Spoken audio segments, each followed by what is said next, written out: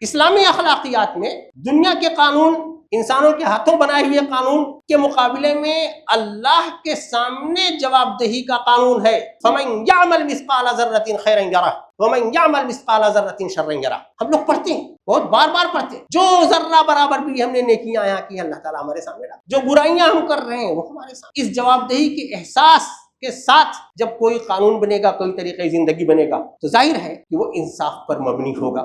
الحمدللہ رب العالمین، والصلاة والسلام علی رسول الامین وعلی آلہ وصحبہ اجمعین الی یوم الدین، اما بعد، قال اللہ تعالی فی کتابہ المجید، اعوذ باللہ من الشیطان الرجیم، بسم اللہ الرحمن الرحیم، ان اللہ یأمر بالعدل والإحسان وإیتاء ذی القربى وینہی عن الفحشاء والمنکر والبغی یعظکم لعلکم تذکرون۔ وقال رسول اللہ صلی اللہ علیہ وسلم، انما بعثت لأتمم مکارم الاخلاق۔ میرے ایمان والے بھائیوں اور بہنوں، ہم لوگ جانتے ہیں کہ اخلاق اور عادات یہ انسان کے اندرون کا، باطن کا آئینہ دار ہوتے ہیں۔ انسان کی حقیقی قدر مال، دولت، حسب، نسب، منصب ان سے نہیں بلکہ کردار سے پہچان ہوتی ہے، اس کی اخلاق سے پہچان ہوتی ہے اس کی۔ اسی لیے ہر مذہب، ہر تہذیب، ہر معاشرے نے اخلاقیات پر بہت زور دیا ہے۔ اخلاق درست ہوگا تو معاشرہ درست ہوگا۔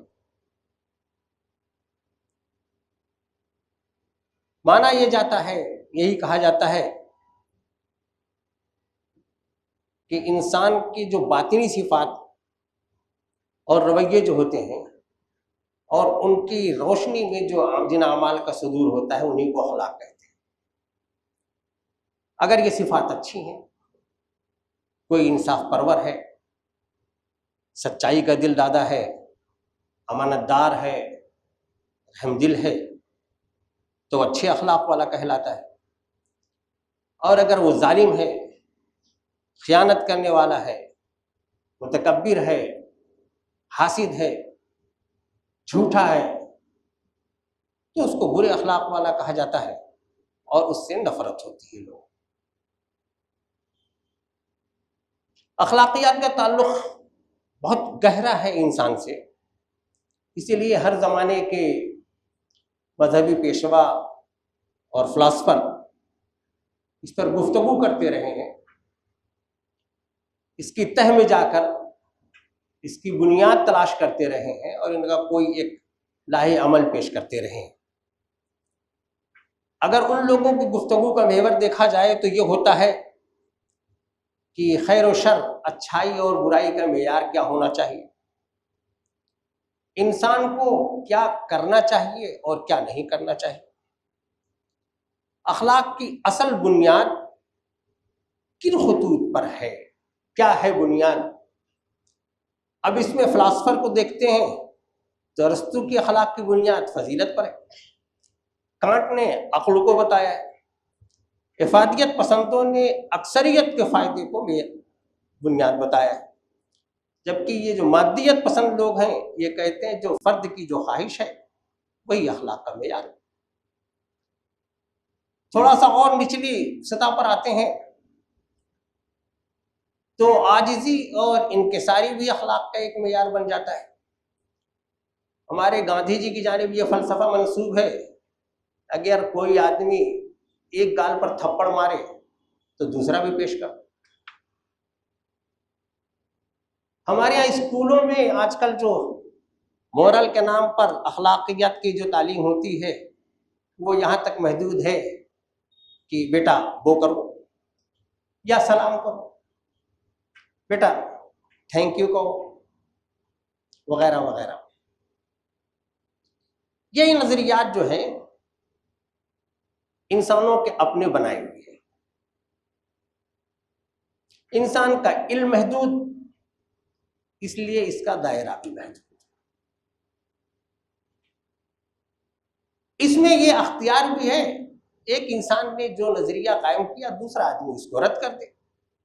اسی لیے ایک دوسرے کی تردید بھی کی ہے. ہم لوگوں کا تعلق اسلام سے ہے، قرآن سے ہے، اللہ کے رسول صلی اللہ علیہ وسلم سے.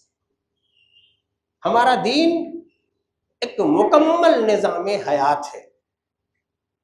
تو ہمارے یہاں اخلاقیات کا فلسفہ بھی بالکل الگ ہے، اور اس بحران کا اسلام نے ایک مستقل حل پیش کیا ہے. اسلام کے نزدیک خیر اور شر، بھلائی اور برائی کا معیار یہ انسان کی پسند اور ناپسند نہیں، وحی الہی ہے، اللہ کا فرمان ہے، اللہ کی کتاب ہے، اللہ کا بھیجا ہوا دین ہے. اس لیے کہ یہ بات بالکل طے ہے کہ انسان کا علم محدود، اللہ رب العزت کا لامحدود، ابدی اور کامل. الا یعلم من خلق وهو اللطیف الخبیر. تو جس نے پیدا کیا ہے انسان کو، وہ صحیح طور پر انسان کی فطرت کو جانتا ہے، انسان کی ضروریات کو جانتا ہے، معاشرے کی ضروریات کو جانتا ہے، اس کے مستقبل کو جانتا ہے.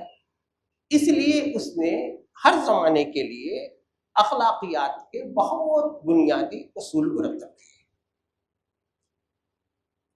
اگر ہم لوگ اپنے دین کی بنیادی قدروں کو پڑھتے ہیں تو ہمارے یہاں پورا زور عقیدے پر ہے. تو عقیدہ اسلام کی جڑ ہے. ہمارے بیانات میں زور عبادات پر ہے. اسلام انہی جڑوں پر قائم ایک تناور درخت ہے. اور اگر اخلاقیات کو ہم دیکھیں تو اسی عقیدے اور عبادت کا پھل جو ہے وہ اخلاق ہے.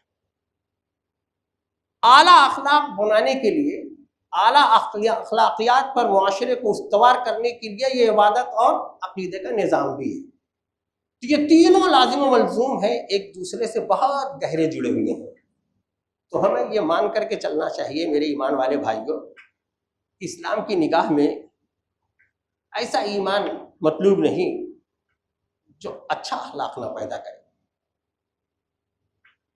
ایسی عبادت مطلوب نہیں جو دوسرے انسان کے لیے عبادت، دوسرے انسان کے لیے گنجائش نہ پیدا کرے، رحم دل نہ بنائے. ایسا علم مطلوب نہیں جو بہترین کردار نہ پیدا کرے. تو اگر ہم لوگ آج جس معاشرے میں سانس لے رہے ہیں اس کا جائزہ لیں تو ماشاءاللہ علم کا تو انفجار ہے. بہت سی تہذیبیں ہیں اور بڑی محکم بنیادوں پر وہ قائم ہیں. تمام ادارے اخلاقیات کو نافذ کرنے کے لیے عدلیہ الگ، مقننہ الگ، قوت نافذہ الگ، سب متحرک ہیں اور سب کے اصول اور ضابطے بنے ہوئے ہیں. مگر سچائی یہ ہے کہ ہم معاشرے کے کسی شعبے کو بھی دیکھیں، عدلیہ انصاف سے خالی ہے، مقننہ مفادات کے غلام ہے، نافذہ آقا کے چشم و ابرو کو دیکھتی ہے، تجارت سے دیانت نکل گئی ہے، سیاست میں امانت نہیں باقی رہی، تعلیم تربیت سے خالی ہے، میڈیا تو حیا کو چھوڑ بے حیائی کو فروغ دے رہا ہے. کسی بھی شعبے زندگی کو ہم دیکھیں اور ان کے افراد کو دیکھیں، ان میں جو فعال کردار ادا کر رہے ہیں ان کو دیکھیں تو ان میں کم ہی ایسے لوگ ملیں گے جو اپنے مذہب، اپنی تہذیب، اپنے ملک، اپنے ہاتھوں بنائی ہوئی اخلاقی اقدار پر قائم ہوں اور ان کی شخصیت مثالی. سب خیانت کرتے ہوئے پائے جائیں گے، چاہے وہ مسلمان ہو چاہے وہ مسلمان نہ ہو۔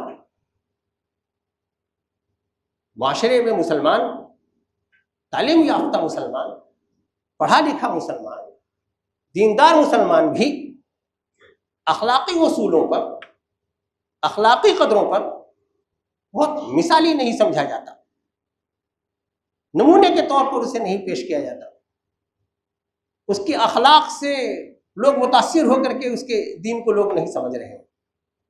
تو میرے مخاطب تو اس وقت مسلمان ہیں، تو میں اپنے ایمان والے بھائیوں اور بہنوں سے پوچھتا ہوں کہ تمہارے پاس تو ایک پورا اخلاقی نظام ہے، قرآن ہے، اللہ کے رسول صلی اللہ علیہ وسلم کی سیرت اور سنت ہے جو ہر زمانے کے لیے نمونہ ہے، تو کیا ہو گیا ہے تمہیں کہ تم بھی اسی بد اخلاقی کے رنگ میں رنگ گئے ہو جس میں معاشرہ رنگا ہوا ہے؟ ہم لوگ ہر جمعہ میں یہ آیت سنتے ہیں، ان اللہ یأمر بالعدل والإحسان وإیتاء ذی القربى وینہی عن الفحشاء والمنکر والبغی یعظکم لعلکم تذکرون۔ تین مثبت اخلاقیات کا ذکر ہے، تین ان باتوں کا ذکر ہے جن سے بچنا ہے۔ اللہ تعالیٰ یہ کہہ رہا ہے کہ آپشن نہیں، اللہ تعالیٰ تمہیں حکم دے رہا ہے کہ معاشرے میں تمہیں نظام عدل قائم کرنا ہے، انصاف کا بول بالا ہونا چاہیے تمہارے ذریعے سے، عدل سے آگے بڑھ کر کے احسان کرنا ہے، تمہیں لوگوں کو حقوق دینے ہیں، ذوی القربیٰ کا یہاں ذکر ہے۔ یہ بہت بیسک جو بنیادی دین کی قدریں ہیں، انسانی معاشرے کی قدریں ہیں، ان کا ذکر ہے۔ تمہیں غلط باتوں سے، فحشا سے، منکرات سے روکنا ہے لوگوں کو، صرف یہ نہیں کہ بچنا ہے، بچنا بھی ہے اور لوگوں کو بچانا بھی ہے۔ یہ آیت پاک ہم لوگ ہر جمعہ کو سنتے ہیں، اس کا اثر تو ہمارے معاشرے پر ہونا چاہیے، ہماری شخصیات میں ہونا چاہیے، ہم کو بالکل الگ دکھائی دینا چاہیے، نہیں دکھائی دیتا۔ ہم لوگ اللہ کے رسول صلی اللہ علیہ وسلم کی سیرت پڑھتے ہیں، سنت پڑھتے ہیں۔ اب ربیع الاول آنے والا ہے، خوب تقریریں ہوں گی۔ اللہ کے رسول صلی اللہ علیہ وسلم کی صفت میں ہم لوگ اس بات کا بار بار حوالہ دیتے ہیں کہ اللہ کے رسول صلی اللہ علیہ وسلم نے فرمایا، انما بعثت لاتمم مکارم الاخلاق، میں بھیجا ہی اسی لیے گیا ہوں کہ معاشرے میں اخلاقیات کی تکمیل کروں۔ قرآن مجید نے آپ کے بارے میں شہادت دی، انک لعلی خلق عظیم، بہت عظیم مرتبے پر ہیں آپ۔ اللہ تعالیٰ نے قرآن مجید ہمیں دیا، قرآن مجید کا صفحہ صفحہ، آیت آیت اسی بات کی تعلیم ہے، اور صرف تعلیم آپ نے نہیں دی، اللہ کے رسول صلی اللہ علیہ وسلم کی شکل میں ایک پورا عملی نمونہ پیش کیا، کان خلقہ القرآن۔ قرآن مجید جس طرح کا عقیدہ چاہتا ہے، جس طرح کی عبادت چاہتا ہے، جس طرح کا اخلاق چاہتا ہے، پیارے رسول صلی اللہ علیہ وسلم اس کی جیتی جاگتی تصویر تھی، عملی نمونہ تھی۔ یہ سب ہم لوگوں کے پاس تقریروں میں ہے، بیانوں میں ہے، کتابوں میں ہے، مگر معاشرے میں کم کم ہے۔ ہم دیکھیں، کوئی صفحہ کھولیں قرآن مجید کا، کوئی مجموعہ حدیث اٹھائیں، کوئی صفحہ کھول لیں، جگہ جگہ ہمیں قرآن اور حدیث الگ الگ طرح سے ہم کو مخاطب کرتے نظر آتے ہیں۔ کبھی ہم فرد کی حیثیت سے مخاطب ہیں، کبھی معاشرے کے افراد کی حیثیت سے مخاطب ہیں، کبھی سربراہ لوگوں میں حکومت کرنے والوں میں ہم مخاطب ہیں، کبھی نظام عدل قائم کرنے والے کی حیثیت سے ہم مخاطب ہیں۔ ہر شعبے کے لوگوں کو اسلام نے مخاطب کر کے بہت واضح تعلیمات دیں کہ اس شعبے میں اگر تمہارا کوئی کردار ہے تو یہ کردار ہونا چاہیے۔ قرآن مجید میں ایک طرف سے آیات ہے احسن کما احسن اللہ الیک، اچھا کردار پیش کرو اللہ تعالیٰ نے جیسا کہ تمہارے ساتھ کیا۔ غصہ مت کرو، اللہ تعالیٰ غصہ پینے والے کو پسند کرتا ہے، والکاظمین الغیظ والعافین عن الناس۔ فضول خرچی مت کرو، معاشرے میں فضول خرچی سے دوسری وبائیں پھیلتی ہیں، ولا تبذر تبذیرا، چال ڈھال چرنا پھرنا، لوگوں سے سلوک کرنا، ولا تصاعر خدک للناس ولا تمشی فی الارض مرحا ان اللہ لا یحب کل مختال فخور۔ یہ چند آیات ایک جگہ سے ملیں گی، پتہ نہیں کتنی آیات آپ کو ملیں گی جس میں سیدھے سیدھے انفرادی طور پر ہر انسان کو یہ کہا گیا ہے کہ یہ کرو تو ٹھیک ہے، ان باتوں سے تم بچو۔ اللہ کے رسول صلی اللہ علیہ وسلم کی حدیث پاک بھی ہم لوگوں کے علم میں لائی جاتی ہے، کئی بار لائی جاتی ہے کہ سچائی نیکی کی طرف اور نیکی جنت کی طرف لے جاتی ہے، اسی طرح جھوٹ بدی کی طرف اور بدی جہنم کی طرف لے جاتی ہے۔ یہ سب ہم لوگوں کے علم ہے، لیکن بحیثیت فرد جب ہم اپنا جائزہ لیتے ہیں تو قدم قدم پر ہم اپنے آپ کو کوتاہ پاتے ہیں۔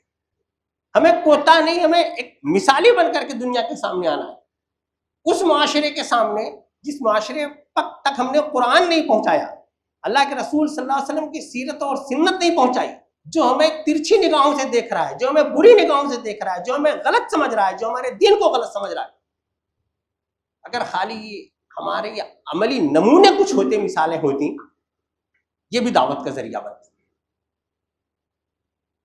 اللہ رب العزت معاشرے کے افراد کو مخاطب کرتا ہے، معاشرے کو چست درست رکھنے کے لیے جگہ جگہ اصول اور قواعد بیان کرتا ہے، وعاشرہن بالمعروف، اس میں پھر نکاح کے مسائل ہیں، طلاق کے مسائل ہیں، وصیت کے مسائل ہیں، لوگوں کے ساتھ سلوک کے مسائل ہیں، انسانیت کے ساتھ تکریم کے مسائل ہیں، معاشرے کے ساتھ، رشتہ داروں کے ساتھ، والدین کے ساتھ حسن سلوک کے مسائل ہیں۔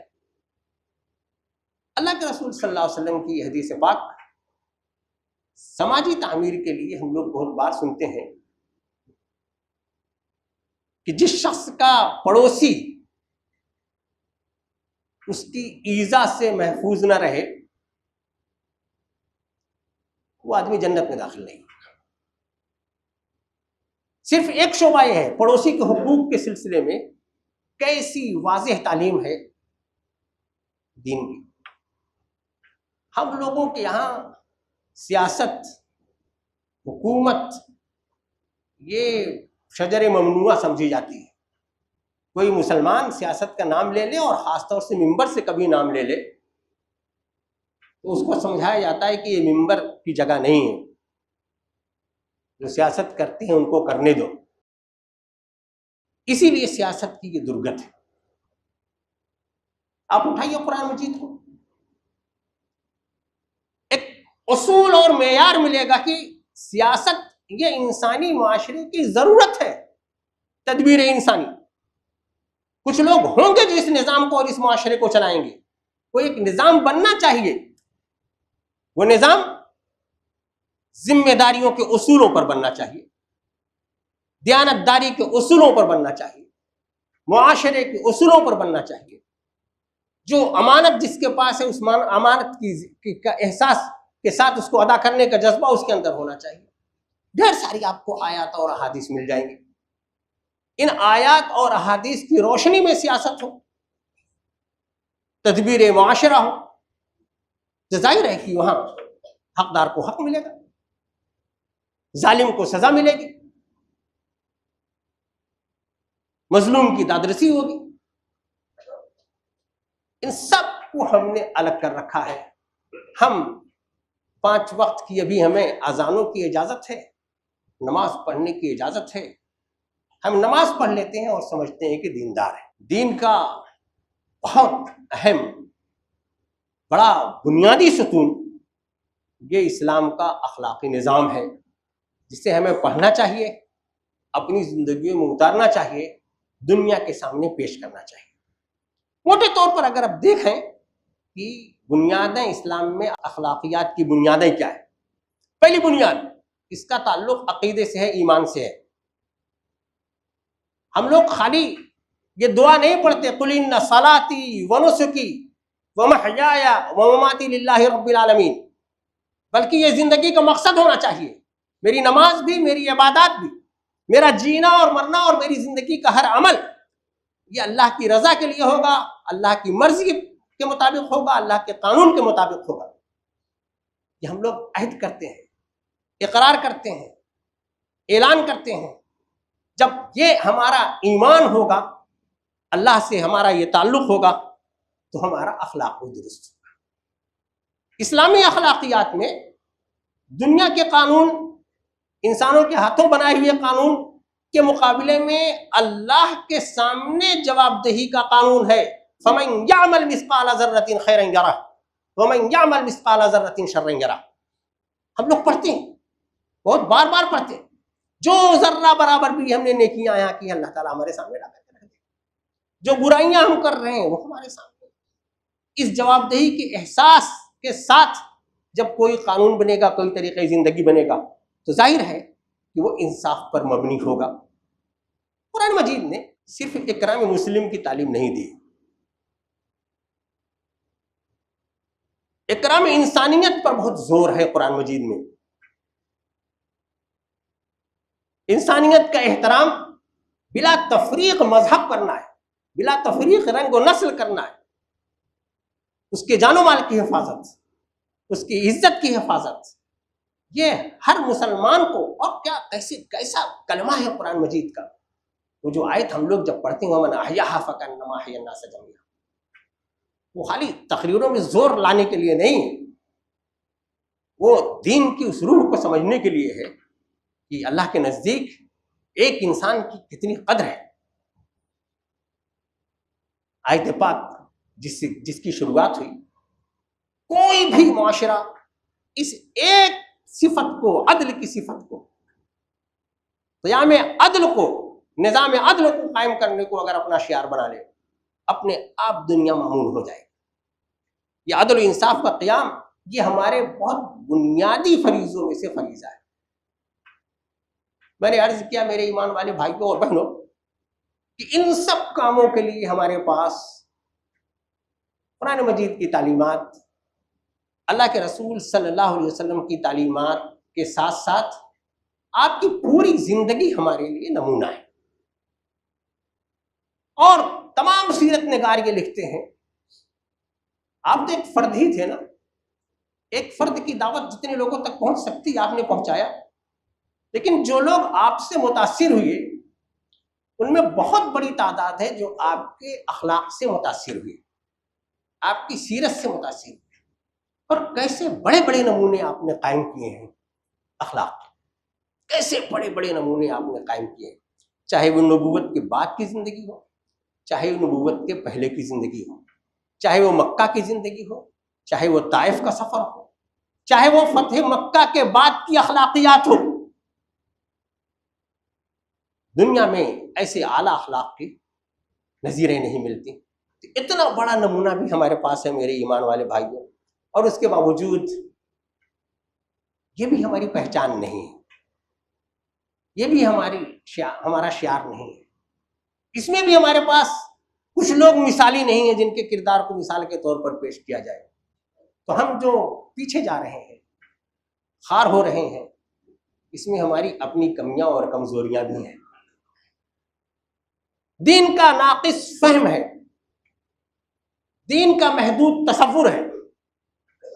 پورے دین کو ہمیں سمجھنا ہوگا، دین کے تمام شعبہ جات کو سمجھنا ہوگا اور اس کو اپنی زندگیوں میں لانا ہوگا میرے بھائیوں۔ تو ہم لوگ عبادت گزار بننے کی کوشش کرتے ہیں، اپنے گھروں میں اخلاقی تربیت کا بھی نصب کریں، اس کو بھی اتنی ہی اہمیت دیں جتنی ہم عبادت کو اہمیت دیتے ہیں۔ اپنی تجارت، ملازمت اور ذمہ داریوں میں امانت اور دیانت کو زندہ رکھیں۔ ایسا نہیں ہے کہ وہاں کوتاہی کر کے بھی ہم اللہ کے یہاں سرخرو ہوں گے۔ ہو سکتا ہے گورنمنٹ کی نگاہ میں سرخرو ہو جائے، ہو سکتا ہے اپنے چیئرمین ڈین کے سامنے ہم سرخرو ہو جائے، اللہ کے یہاں سرخرو نہیں ہو سکتا۔ میرے ایمان والے بھائیوں، ہم سب کو اللہ نے زبان دی، ہم سب پڑھے لکھے ہیں، ہمارے پاس قلم ہے، ہمارے پاس دوسروں کو متاثر کرنے کی صلاحیتیں ہیں، تو اپنی زبان، اپنے قلم سے یہ جو دین کا بے حد واضح اور بنیادی تصور ہے، دین کی نہایت واضح اخلاقی تعلیمات ہیں، یہ دنیا کے سامنے پیش کریں۔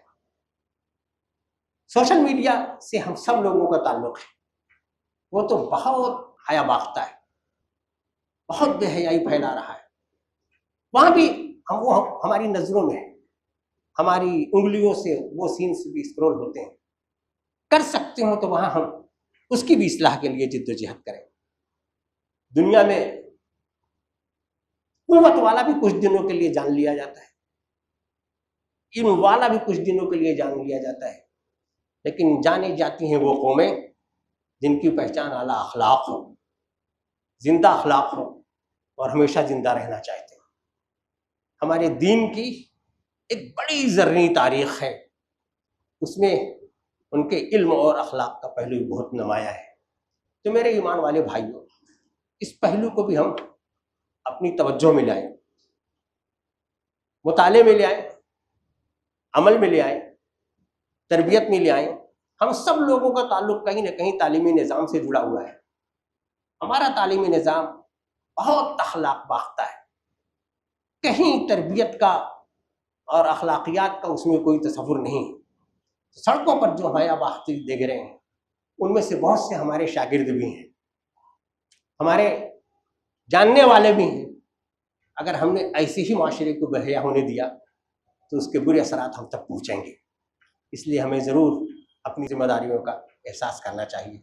دعا فرمائیں کہ اللہ تعالیٰ ہمیں ذمہ داریوں کے صحیح شعور عطا فرمائے، اللہ تعالیٰ ہمیں دین کا صحیح اور مکمل شعور عطا فرمائے، اللہ تعالیٰ مکمل دین کو سمجھنے اور مکمل دین کو اختیار کرنے کی توفیق عطا فرمائے۔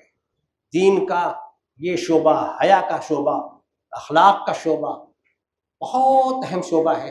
اللہ تعالیٰ اس اخلاقیات کو جو قرآن اور حدیث نے ہمیں بتائی ہے، اسے سمجھنے اور اسے اپنی زندگی میں ہمیں اختیار کرنے کی توفیق عطا فرمائے۔ بارک اللہ لنا و لکم فی القرآن العظیم ونفعنا وإياكم بالآيات والذکر